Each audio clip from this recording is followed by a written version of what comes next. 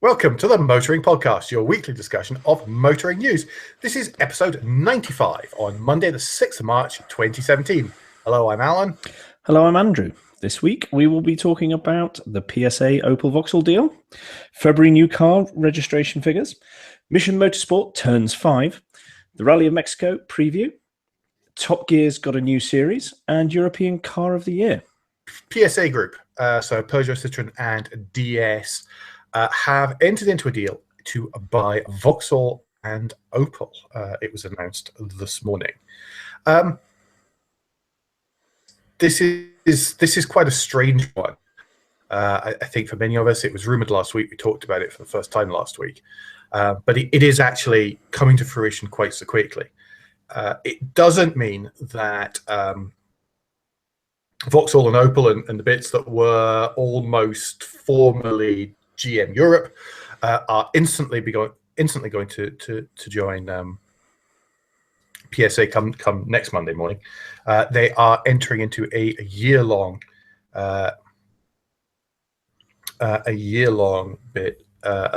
period of I've completely forgot the word. Due diligence? I've written an abbreviation. Due diligence. It says DD down here, and I couldn't remember what it was. So yeah, entering into year-long due diligence. As a result of this deal, essentially, General Motors is going to take a hit against the books of something like £3.2 billion. That's pounds, not dollars, in there, and that is really going to hit them quite hard. Just goes to show how desperate they were to get rid. Yeah. I mean, they really were, because it's not just that. I mean, GM are also paying Peugeot €3 billion at this time in a sort of pension settlement to essentially transfer over all the pensions that would be outstanding. So GM are paying off. It will make them the second biggest automotive group in Europe and in the UK, but that should give them about 17% of the European car market, which is significant. Yeah, because if I'm correct, I think the only thing that PSA are not getting from GM is their engineering works in Turin, where they seem to be working on diesel engines there.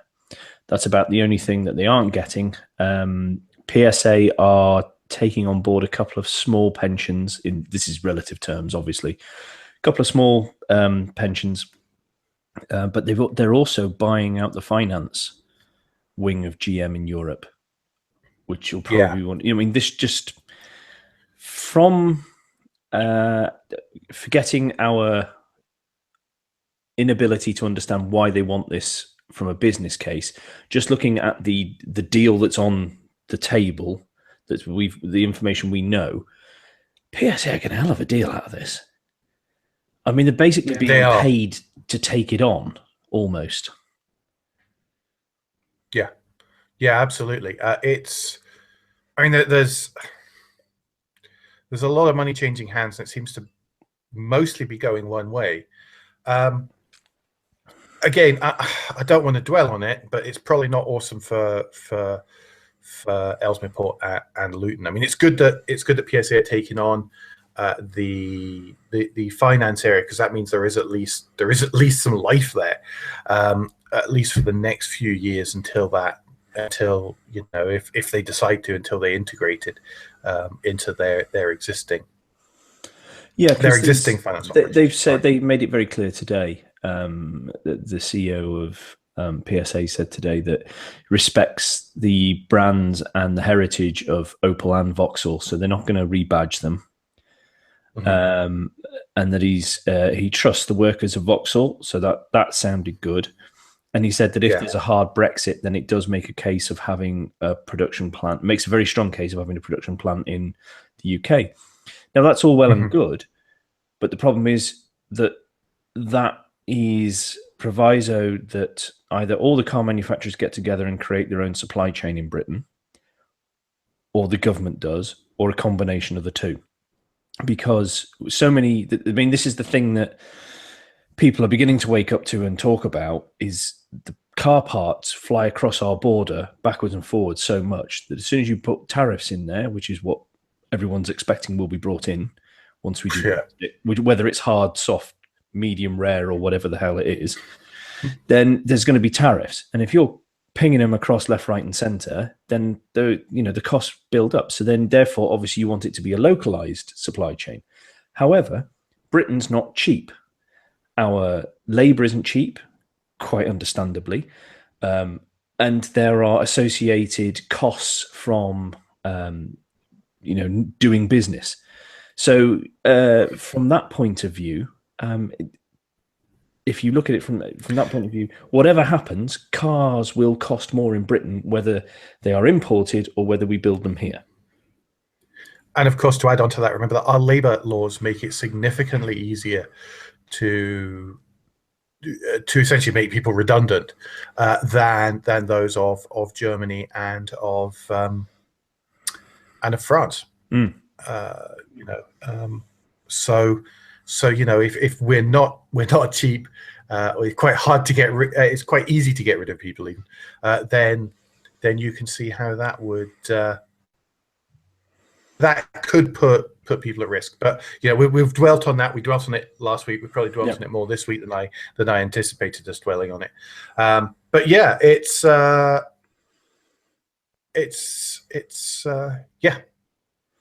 happening, folks. We weren't sure. It appeared very, very quickly, and it does seem to have just sort of whooshed straight through.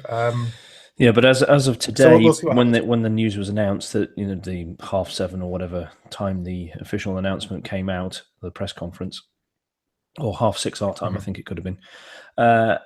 There's suddenly people are trying to analyze it and work out why.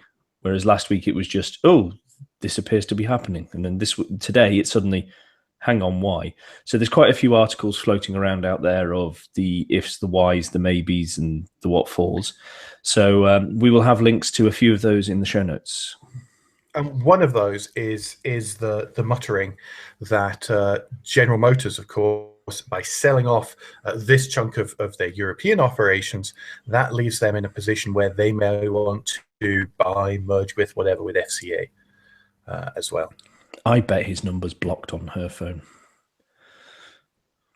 Yeah, I would say so. Send straight to voicemail. Is you again? Yeah, you want to buy yet? Yeah, okay. Right. I shall stop with the Italian accent. I will get myself into all sorts of trouble. Right. Yeah. News. Absolutely, and it is start of the month. It is the start of the month. We have, well, you know what happens at the start of the month, everyone. It really is time for you to queue up the sign of swinging symbol and get down and ready for us to do lots and lots of countdowns and to analyze the fun numbers that make up the previous month's SMMT figures. As ever, I'm going to say right at the top, no matter what slips of the tongue we make, we are, of course, talking about registration figures, which may or may not be the same as sales. There we are. Always read the small print, and your home may be at risk if you do not keep up payments. Yes, terms and conditions apply. However, new car registrations are being described as stable February on February, comparing 2017 to 2016, with demand down ever such a smidge by 0.3%, meaning that 83,115 new cars were registered. Rounding error. Yeah, rounding error. Registered. Registered in February 2017, and it really is a tiny smidge. But there was one winner, and this is this is. I mean, I know we're only into month 2, but is this type of car winner rather than brand of car winner? Yes, there was. So the market share for vehicle types for February. Let's start with February. Diesel was sales down 9.2%. So overall down 0.3%. Diesel sales down 9.2%. So it's started. I'd say it's hitting. Well, there's a combination of things, because I have briefly done some investigation into this. But apparently, February, even not December, but February is always a poor month when it comes to business sales or fleet sales. So that would typically be in the diesel area. However, Yes. I do agree that I think effects are now beginning to occur on diesel sales thanks to the wonderful way that anyone who owns a diesel is now a murderer, Yes, basically, in some people's eyes. So, mentioned fleet and business. Fleet sales actually up 3.3%. Business sales down 5.3%. Difference between fleet and business is business has 12 vehicles or less, I think. Private sales down 4.4%. Again, in there. Is that 3 months on the trot now? Something like that. Watch out for next month, though. So whenever we get to the end of this month, there is, of course, at the end of March, a compelling event in of course the taxation rates here in the UK change significantly, and basically, if you're going to buy an expensive, mildly to high polluting car, you bottom bend over whenever you buy it. Oh well, they're hitting the low polluting cars as well because of the way the taxation's changing. Yeah, but not as much as they are. But is it not March for new registration time as well? It's also new registration time, so the 17 plate. So there's a double whammy that March should be a cracker, because I've seen adverts on social media, particularly from Ford, going, "You've only got till the end of the month. Quickly, hurry up." Low places, yeah. So obviously the car manufacturers are trying to take advantage of this as well. So anyway, alternative fuel vehicles are now up to 4% market share, which is good. Well, 4.1 now. It's 4.1 now, and it was only 3.3 last year. So that's a good rise, considering sales have not rocketed or anything. As a base number, the overall number hasn't really gone up. It's been fairly, I think we'll use SMMT's word, stable. I think that's a good rise. I think that's very encouraging from a clean air perspective, but it's also very encouraging for Alan's predictions. So I will be looking for more diesels and petrols, please, from now on. Everybody out there, if you're going to buy a car, don't make it alternatively fuel. Thank you very much. He'll be insufferable. Yes, he's also looking for you to make Carlos Ghosn the chairman of every single car manufacturer ever. I'm still bitter about that. Shall we run through the best sellers anyway? Yes. So the best sellers, we shall start with number 10. Number 10 is the BMW 3 Series with 1,341 cars registered. Number 9 is the Vauxhall Corsa with a Smart A3. Number 7, the Volkswagen Polo. Number 6, the Mercedes-Benz C-Class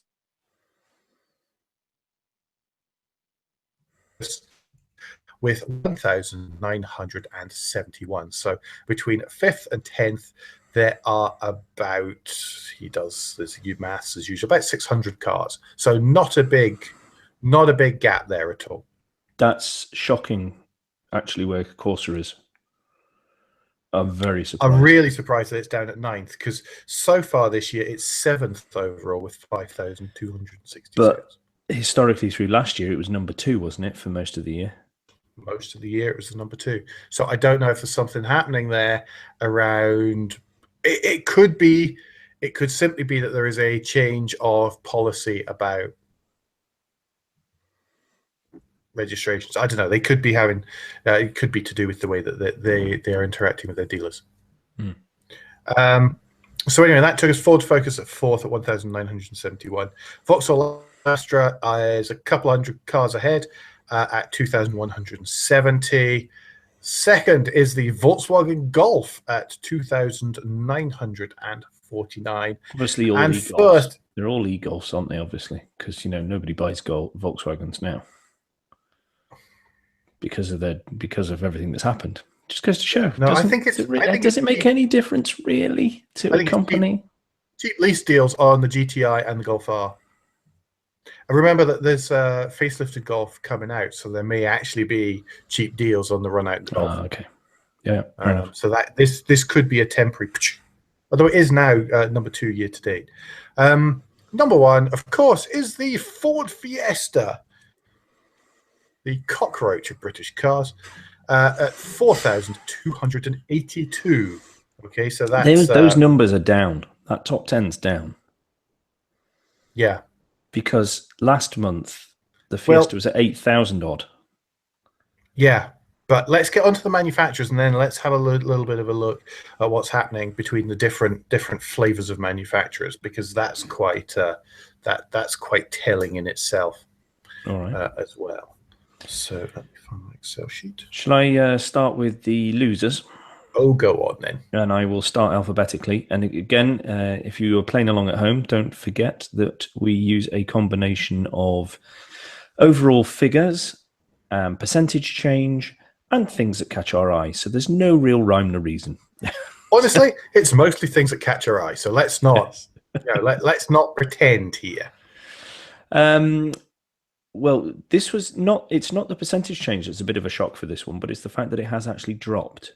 And that's Audi. They're down 2.73%, which is just over 150 or 140 something cars. But it's the first time in a while that Audi have dropped, which I was actually quite surprised at. Yeah. Next, we get to a mark that's actually worried us for a little while, really, to be honest, and that is Citroen, and they've got a drop of 30%. So they're from just over 3,000 cars last year to just over 2,100. Combine that with DS, which has had a drop of 54%. Overall figures aren't massive, but it's 807 last year to 369 this year. The really good thing about Citroen DS is that they don't make up a significant portion of a car company that has just agreed some significant expenditure. No, I mean, thankfully there isn't that. So we're all right there. No, that would be bad. Yes. Fiat, not a good month, down 25%. So they only registered 1,426 cars from just under 2,000. May I interrupt with a counterpoint to the Fiat one? Go on, is Abarth is up 16% and Alpha is up 18.79%. I mean, it's still a tiny little market share, but it's not doom and gloom for their dealers across the board. Okay, if you say, because those cars they sold don't make up that difference. No, but I'm going for positive mental attitude here. Okay, good for you. Bit of a shock, Ford actually. Down, well, I mean, this backs up the numbers of the figures that we saw on the top 10. Ford are down just a smidgen under 14%. So last year they were 11,500 new registrations. This year, 9,900. Then we move further down. Mazda, 17.5%. So they only registered 1,164 cars. Mitsubishi, it's not good for Mitsubishi. There's 50%. Okay, overall figures are not massive, but when you aren't dealing with big volumes, that percentage still is a massive percentage. So 710 new registrations last year, 354 this year. So I think they need, it's something we've talked about a couple of months. They need refreshing in the range, don't they? At least they've got the Eclipse something or other. Eclipse used to be a coupe; it's now an SUV, which is being sort of launched, unveiled at Geneva. So at least there is, the horizon has a small candle on it at least. Yep. This one isn't one I've highlighted, but I should have done. And Peugeot are down just over 5.5%. From 3,400 to 3,270.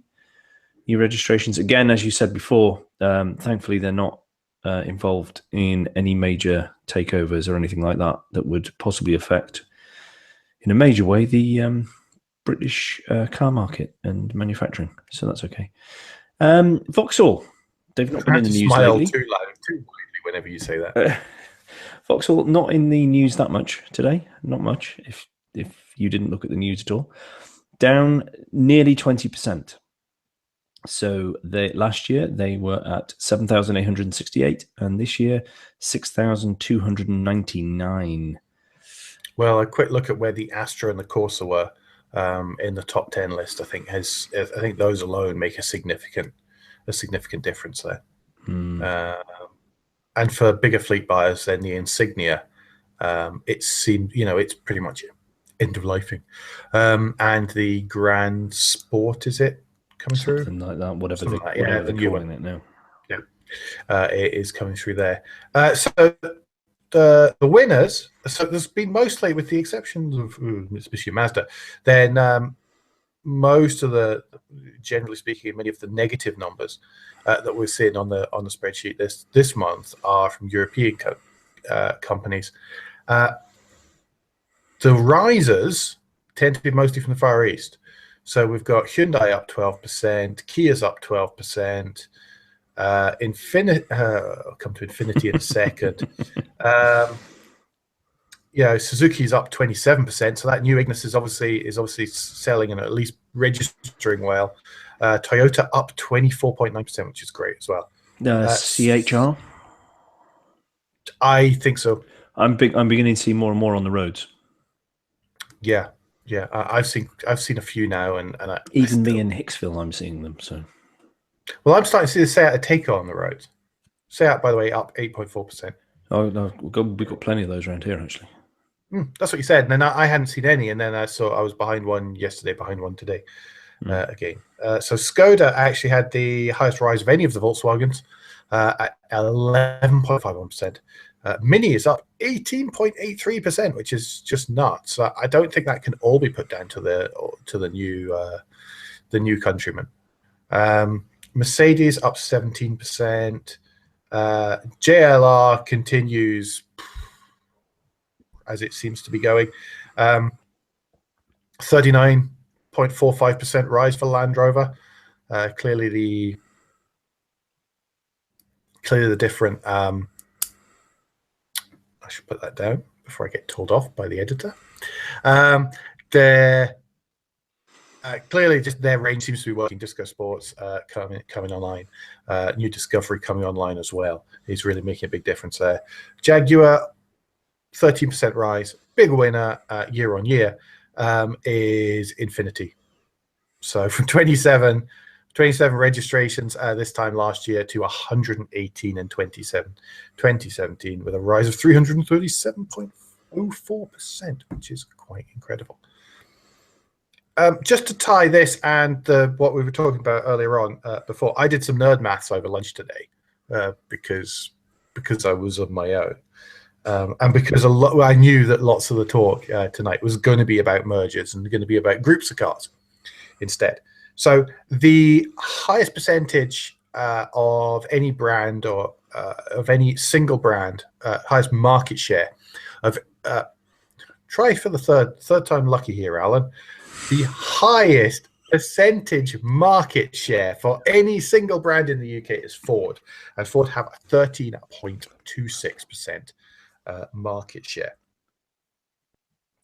To put that so based on the numbers for the years so far, and to put that roughly in perspective, if you add up all the major Volkswagen brands, and by that I mean all the ones that don't get grouped under other imports in this. Okay, so Lamborghini's not counted in this, Bugatti's not counted in this, but Audi, Bentley, Porsche, Seat, Skoda, and Volkswagen. That adds up to 20.38% market share, so a smidgen over a fifth. Volkswagens. Ford, on its own, remember, 13.26%. So that's the biggest. Now, if we take PSA Group on its own, 6.06%. So that is less than Mercedes-Benz alone. If we add in the 7.83% that Vauxhall has as market share, then they're up to 13.89%. So for the UK market, a combined PSA and GM Europe grouping is a smidgen bigger than Ford on its own. But it's contracting and has been contracting for several months now. Yes. I am not disputing. Remember, guys, this is based on registrations, not sales. Yeah, we're not talking just to remember, profits or anything else like that. We're just talking this is simple. What can I add up from thing? To give you an idea, for comparison, if we take the Nissan Renault Rebel Alliance, 10.45%, Mercedes-Benz 7.13%, BMW 7.35%. They're about that 7. But the interesting point about what you're saying there are those two is their share is only increasing. Yes. And there's another one which I'm about to come to, the next one. So FCA on its own. So Abarth, Alfa, Fiat, Jeep, Maserati, no Ferrari in there because it comes under other imports, is 1.96% here in the UK. Which is not exactly surprising. Huge. Well, Kia's double, Hyundai's double. So if you add the Kia and Hyundai together, because they're part of the same group, they've got 6.52% the UK market, which is almost as much as BMW. So but that reinforces our discussion last week about why are two middle of the road manufacturers. I saw that one. Why are they getting together when they're being squeezed from top and bottom? Exactly, and you'll notice that some of those other brands, the ones that are rising, are I don't know, because I don't like calling Kia and Hyundai budget brands anymore. They're not budget brands anymore, but they are hurting those PSA and Vauxhall Opel on things like warranty and not necessarily cost, because I think the costs are similar, but warranty and reliability and desirability, I'd say now, and design. A lot of very recently Peugeot seem to have upped their game considerably on the design front. But Vauxhall for a long while is Vauxhall. It's been uninspiring, I think is the polite way to put it. Yeah. It has been a bit. So it's I just sort of handed those out by way of comparison, just to give an idea of what's of what's where across the wider picture, because everyone's talking about the PSA and Vauxhall Opel. So I thought, well, let's have a little bit of a look at the numbers around that. And then, of course, I thought, I'm onto a good idea here. And then that was the rest of my lunch hour I spent copying down figures and adding them up. Right, let's move on then. Yeah, absolutely. And this is, I think it was on the same day we recorded last week, so we didn't mention it last week. But the charity of choice for this podcast, which is Mission Motorsport, have turned 5. So happy birthday, congratulations, and well done. It sort of all wrapped up into one there. It's a fantastic charity, and where they help injured service people try and get back into normal life, as it were, in inverted commas, by showing them what can be done. I mean, they've got, I think somebody's been through their systems in the Formula One pit garage now. Yeah. There's a couple of these kind of great success stories. Yeah. Sure. And they also took the opportunity to announce that the Race for Remembrance this year, which will be, I think, November the 10th to the 12th, at the Anglesey circuit, where it normally is, it's going to be a 12-hour endurance race this time.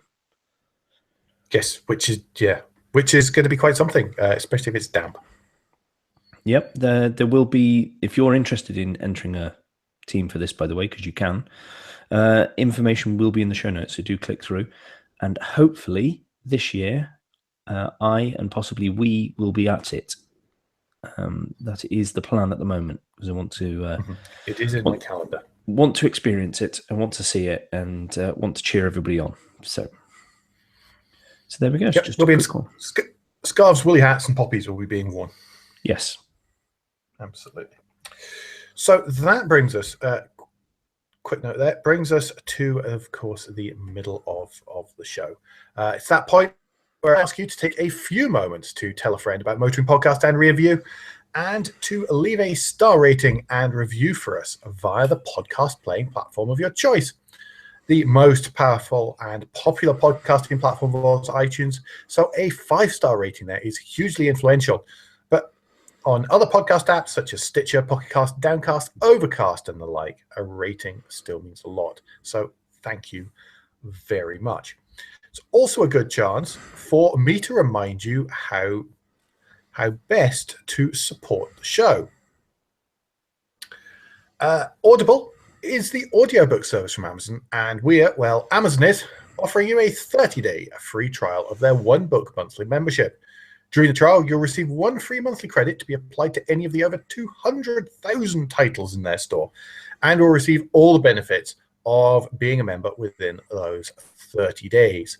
You may cancel at any time during the trial period, and if you do cancel, the audiobook remains yours to keep forever and ever. Amen.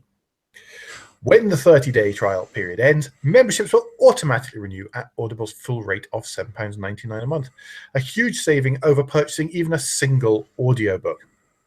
To try Audible, try again now. To try Audible for yourself, go to motoringpodcast.com/support and click on the Audible graphic to subscribe via Amazon. Last week, we recommended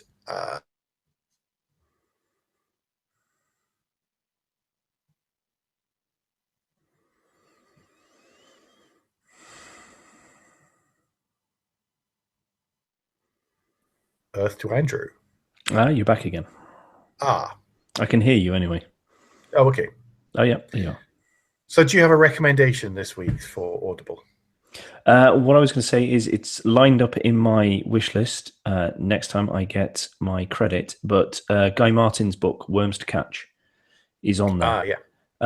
And that looks a cracker. I have not listened to it yet, so I cannot fully endorse it. However, he does have a fascinating story. He is, I don't know if it's the official term, but a bit of a lunatic. I believe think there will be total nutter. Yes, yeah, scrapes and escapades, something like that. So I'm looking forward to trying that one out. So that might be one that people who listen to our show might enjoy. Cool. So there'll be a link in the show notes, along with a link to how to subscribe to the Audible subscription, essentially. If you, of course, are interested in promoting your product or service via the Motoring Podcast, then please do get in touch. The contact details will be at the end of the show. Right.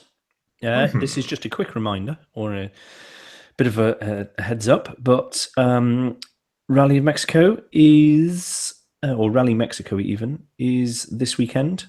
And I, for one, am going to be looking forward to watching the special stage in the giant square where that famous scene in Spectre took place. They're setting up a... What? You know where the... you've seen Spectre, correct? Oh, Spectre, yes. Sorry, yes. Of course, a James Bond movie. It's yes. One of the few films. Well, they're doing a special stage in that giant square. So I look forward to seeing how that's going to be set up there. Of course, if we remember, we've got Toyota in the lead with Latvala, even if I can pronounce the name. But they are heavily playing down their chances for Mexico. I think they have, reading between the PR speech, I would suggest that they have exceeded expectations, therefore are wishing to manage these in case they don't happen to continue their cracking form so far. So there's no altitude, blah blah blah blah blah. No, not so much, blah blah blah. Time in the car, blah blah blah. Just fill in sort of racing driver cliche things. But it looks interesting, and hopefully this time Neuville can do something for Hyundai, because he's been in great positions, only for it to go wrong on a special stage.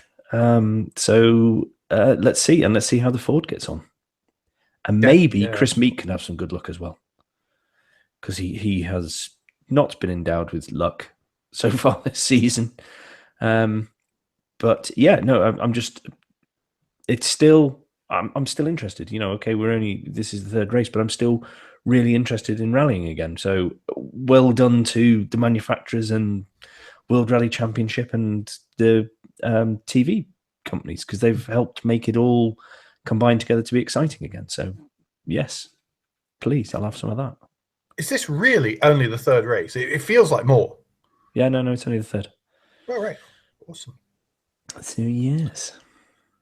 But yes, and that sort of, sorry, I just cut you off there, Alan, but because that's my job. See, I told you last week, now we can see each other, we can cut each other off even more. But yesterday was on the night of us recording, which is Monday night this week, but yesterday was the first of the new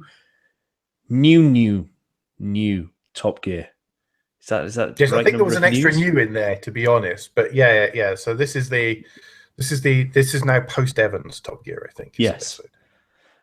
So we've got Matt LeBlanc as the figurehead, but very much alongside him is Chris Harris and Rory Reid. And I think the first one was good. I enjoyed it. I was going to ask what you thought of it, but you've now answered that, of course. Yeah, I really enjoyed it. I enjoyed the studio, seemed to be nicely set up. I like the fact that they've got the test track back again. The proper test track. Yes. No slightly off-roading stuff going on. I actually enjoyed the car they chose as well, because it just seems a bit silly. I like the bit of Chris Harris playing the grumpy driving instructor. I thought that was well done. I like the way that they seem to involve the guest a bit more in just the general From what I believe, by the way, that is just Chris Harris instructing people. That's God. But yeah, I felt it was good. And it was a nice. There was some geekiness in there. There was some mucking around in there. It was not a motoring podcast levels of geekiness. We understand that on a geekiness scale, what we're doing here and what you guys are listening to, hopefully, is way up there. 10 and a half, 11 out of 10 on the geekiness scale. And they have to remember to be more family oriented. Yeah, they're an entertainment show, aren't they? Sorry, kids. We aren't. Bored silly. Yeah. So no, I really enjoyed it. I'm really looking forward to it. The thing is, you felt that you could imagine all three of them just going for a drink in the pub. I thought it made a nice change. Yeah, absolutely. Because I thought it made, and I was chatting to a friend of the show, because he's been on Rear View, but Lee Walton, about this morning, and he made a very good point. It was nice to see that they were really nice to each other. It was a case of, okay, they did some muttering under their breath, but they seemed genuinely happy and pleased that one of the others did something. So that was considering what is the counterpoint with the Grand Tour, where that is definitely not the case. Well, there was a certain amount of, oh God, he's insufferable so far. Can you imagine what he's going to be like if the taxi wins this? But they were gracious enough to say well done when people won, and shook hands and and everything when they made it to the end. It was quite feel-goody, and to be perfectly honest, that's exactly what I want on a Sunday night. I'm sorry, I was sitting here. You can tell I'm in a hotel room this week. I was sitting here on the bed, without going into too much detail. That I was watching that and doing my expenses, and it was exactly the right level of easy to watchness that I wanted. And as someone pointed out, Sunday nights are great at the minute because there's an hour of Robot Wars beforehand, and then there's an hour of Top Gear, and what more could you want before Monday a school day. So no, that was pretty cool. Yeah, so it was a good start, and hopefully bodes well for the rest of the series.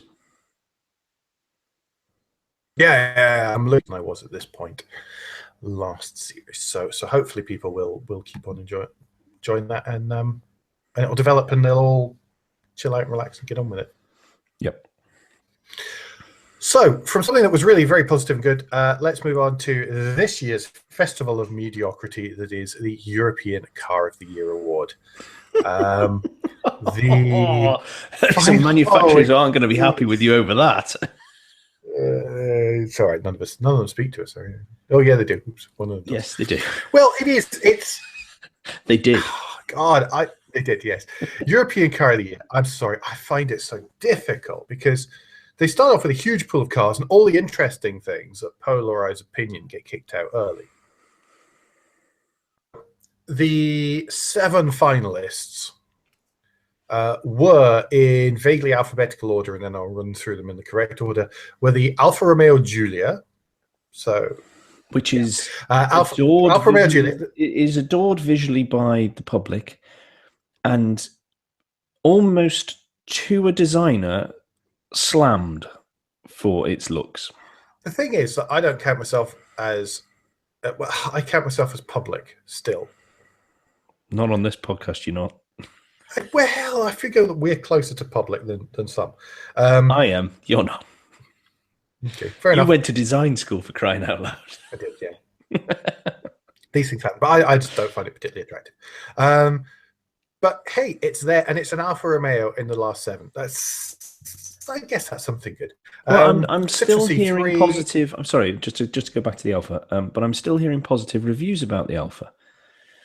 I'd like to hear them in 6 months when the shine has slightly been knocked off and a few edges, a bit of trim.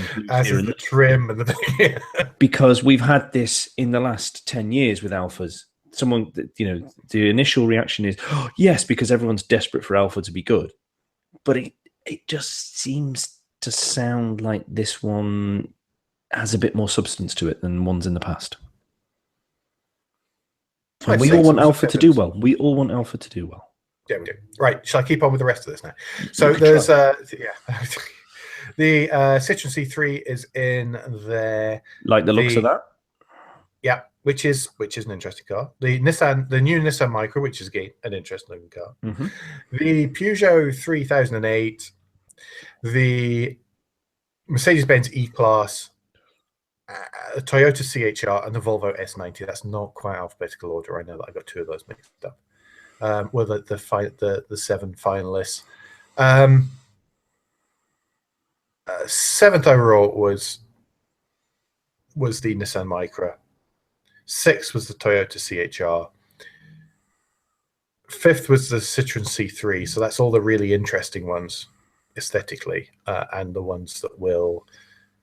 No, that's not quite true. I was going to say the ones that will sell in high numbers, but that's not 100% there. Next was the Volvo S90. Well done, Volvo, for getting into the EcoT. Next one was the Mercedes-Benz E-Class, which... Well done. Second was the Alfa Romeo Giulia. So that gives you an idea just how much people actually want their Giulia to be a success, for it to get that high in this. And first was the Peugeot 3008, which is perfectly worthy. It must be amazing. Must be. Yes. Well, actually, I asked someone about it, and I said, these Peugeots with the tiny steering wheel and the instrument binnacle above them, I'm really, really keen to try that. Because I want to know if it's good or if it's a word beginning with C. And the person I was speaking to said, no, actually, it works really well. So it's really quite good. Yeah, because I've watched a couple of film, videos, quick PR marketing videos on it.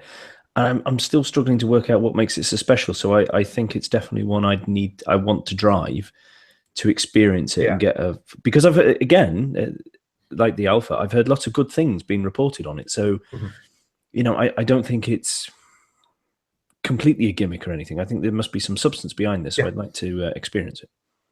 Yeah. So anyway, that was that. So by the way, just so The Peugeot 3008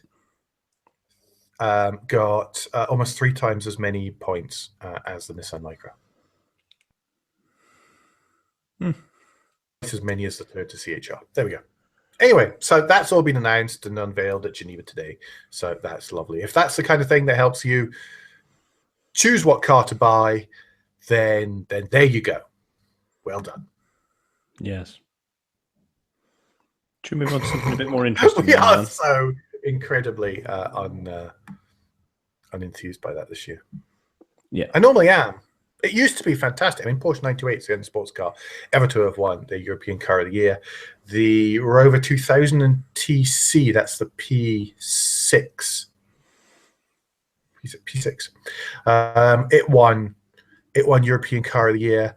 There have been some fantastically innovative vehicles that have won it. There's also been the Fiat Strada. And a Tipo as well, actually. Yes. Of your beloved memory. Sorry? I think that says everything we need to know now about the whole thing. Well, yeah, there have been some terrible, terrible disasters as well. But I just happen to have blocked them from my mind tonight because I've been so negative about it already. I'm not going into it in any more detail. Right, should we move on to something a bit more interesting then? Well, yes, there's something is happening in Geneva this week and next week. Some people may have tweeted that they could possibly be in and around the Franco-Swiss border at the western end of Lake Geneva. Okay, I've not noticed anything. No journalists complaining about how rubbish Luton Airport is at all. Yeah, give over. But actually, Luton Airport is. I am a huge this is nothing to do with cars. I'm a bit of a Luton Airport fan. It's relatively convenient for me, but right at the minute, there are about 3 seats in departures. Most of the concourse, the inner concourse, is being dug up, and it's a little frustrating. I'm sure it'll be lovely when they finished it. But Luton Airport has gone from being really an all right place to travel through to a bit of a pain in the bum. So what a shame that I happen to have 4 flights over the next week. Take your folding chair. Yeah. And funnily enough, one of those flights leaving from there is for Geneva on Friday morning. So I thought I'd take a couple of minutes just to run through my not my top tips, because of course there is a video on our YouTube channel, link in the show notes, to all about what I recommend you should do in the run up to going to Geneva and getting to Geneva, and even when you're there. This year, I noticed there are a few things which have really, really caught my eye, and I just very quickly wanted to share them with you. Now, I don't actually have a clue what many of these look like. Okay, I'm just going to say that now. I've been through, here's the things that are going to be unveiled. Not all of them have been unveiled yet, but they're the things that I'm going to make a point of going to see because I want to find out more about. Where to begin, I wonder? Probably at the top of your list. Probably at the top of my list, and the top of my list begins with Sbarro. So Franco Sbarro be a couple of years ago, and however, his design company continues. And whilst the stuff isn't as totally, what's the word that won't get me a European side, bat poo crazy as it used to be, because remember, Sbarro's the guy that came up with the hubless wheel and some of those fantastic things where you've got a Volkswagen Golf that's mid-engine, bends in the middle, and all these kind of crazy things. But there's 4 things, of which I have 3 written down. For you, which they're coming out. So there's an arcade, a desert racer type concept, which is there. It looks like a aerial Atom, but with a roof. Yes, well, it is kind of a roof in the loosest possible sense of the word roof. There is a concept, which at the minute all I've seen is kind of a funky render of something called a Mojave, which looks like it's going to be like a 1 or 2 seat racer. Mm-hmm. There's also let's say some ball-derived concepts where there seems to be a sort of traction ball at the front, one of which is called the Pendo Tracto. That works really well in English. Which is just surreal. It's totally that sort of far crazy end of concept car, which nobody's doing anymore. I mean,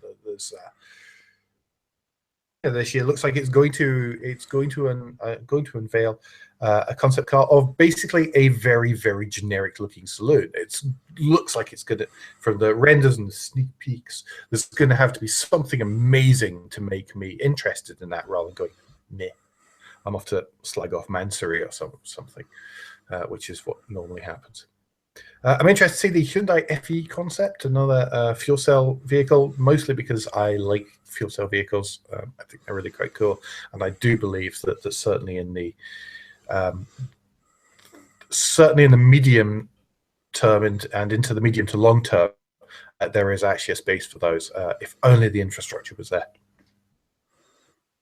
Have a cool sounding 4.4 Crosstown, which I just like the idea. I'm sorry, I think it's probably going to be complete guff, but I like the idea of a sort of. So what's a crosstown? Is that an urban vehicle with some cladding? I have no idea. A Smart is a vehicle designed for the middle of the city. Speed bumps quite easily. Yeah. So quite what the idea of a vehicle is as urban focused as a Smart, even though for 4, which is essentially a Twingo, with cladding on to make it look like some kind of desert crossing Veracross or something. I just think that's going to be hilariously ridiculous, and I'll probably look at it and snort with derision and then leave it. But I like the idea just for its ludicrousness. There is the Porsche Panamera estatey thing. Estatey thing. Yeah, it's not Super Turismo, is it? It's Sport Turismo. It's a Sport Turismo. Thank you. I'm glad one of us is paying attention today, which I just think looks great. I commented on that. Yes, I just hope they've stuck 3 seats in the back. Oh, I mean,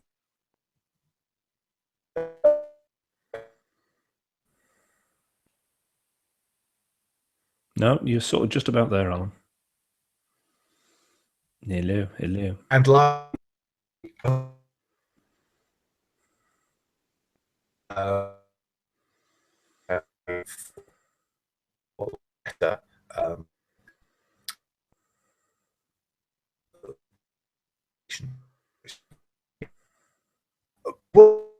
there is no Tesla at GMO show. The last 3 or 4 years when they have been there has been they have had just swarms of target market around them. So obviously they've decided that their central Geneva showroom is enough. No, they're all busy. They're all too busy on the production line making all these hundreds of thousands of Model 3s, aren't they? Yes, that's what's happening. Definitely, they are producing Model 3s. And nobody else knows. Yes, it's so secret, and nobody knows that they're producing Model 3s.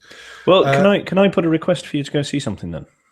Oh, go on then. I'd like you to go see and take lots of pictures of the Space Tourer 4x4E from Citroën. Yeah, I saw it.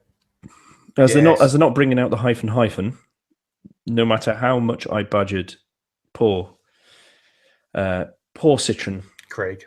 No, it's Katie, I think. Mm-hmm.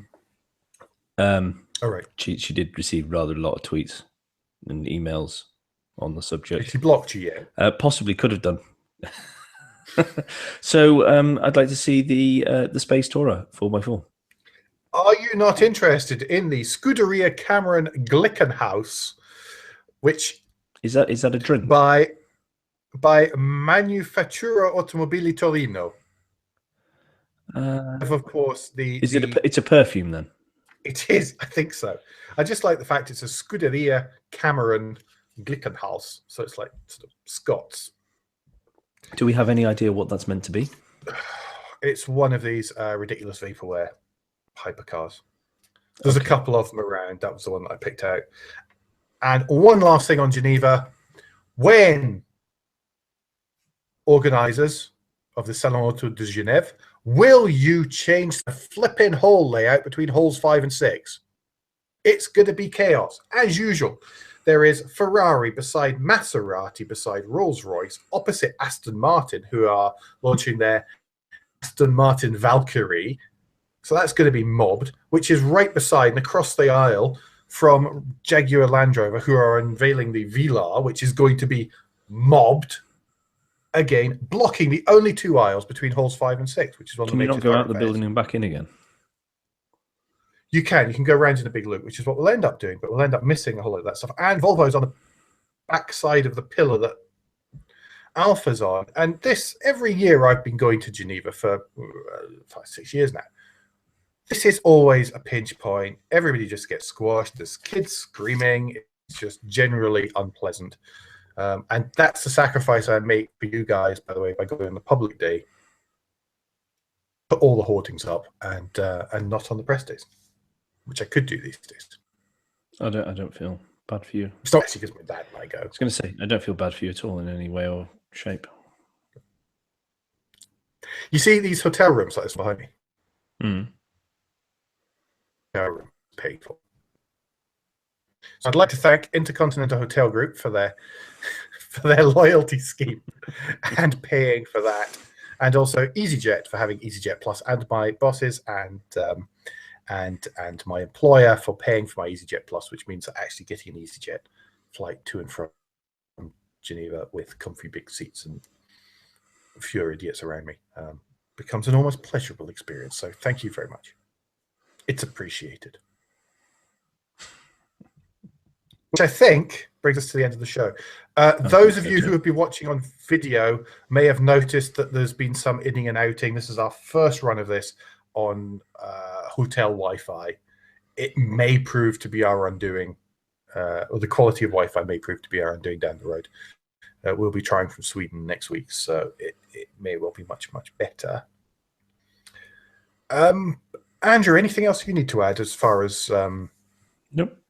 As far as parish notes are concerned? No, we'll be back. We'll be recording Tuesday night again next week, so apologies that this is a night early. I have lots of travel coming up, and that's killed it.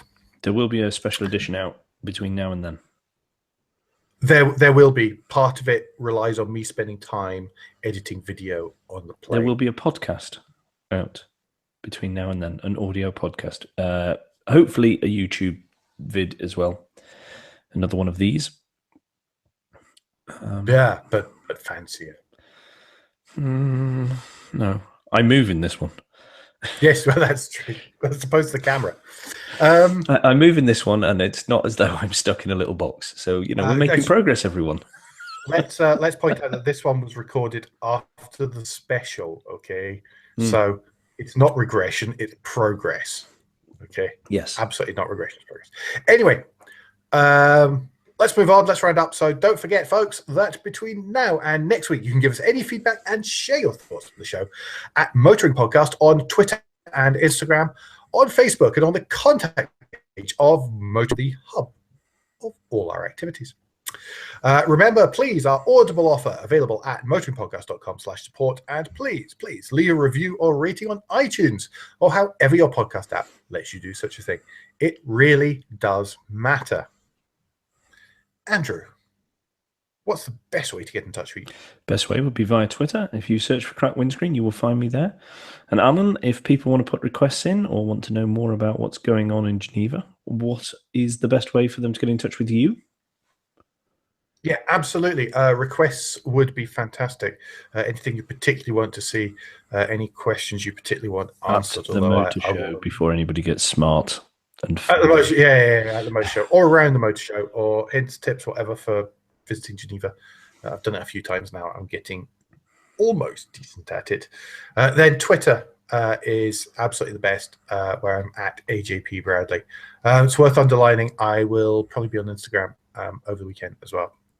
There's always lots of good car spots in Geneva proper, and I have some time to wander around on both Friday and Sunday.